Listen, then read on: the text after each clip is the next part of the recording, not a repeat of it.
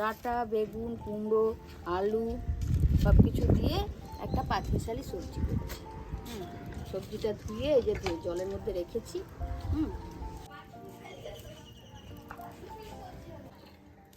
তেল দিই 1 চামচ দিই, 5 ফোড়ন। এবার সবজিটা ছাড়ছি।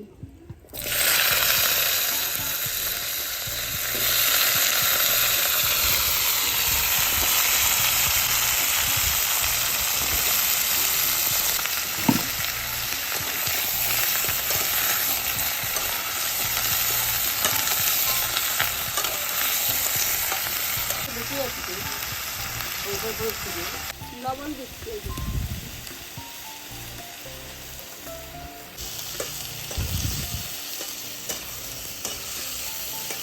হলুদ দিচ্ছি।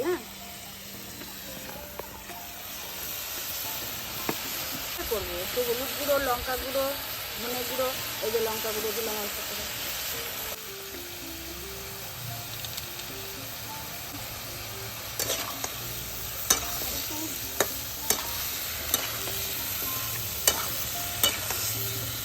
একটু মিষ্টি না দিলে তরকারিতে সবজিতে টেস্ট হয় না, এই জন্য অল্প করে মিষ্টি দিলাম।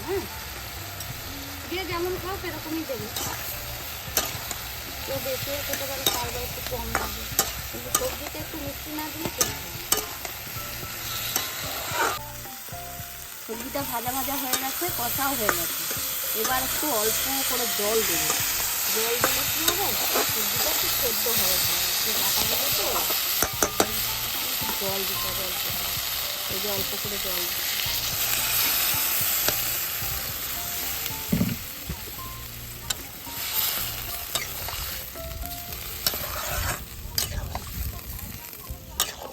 হালকা রান্না,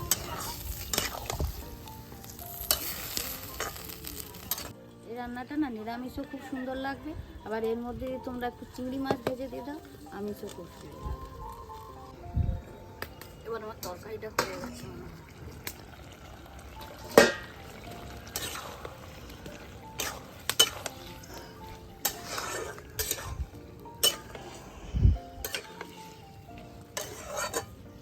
ঠিক আছে না, এবার তরকারিটা এরকমই নাও।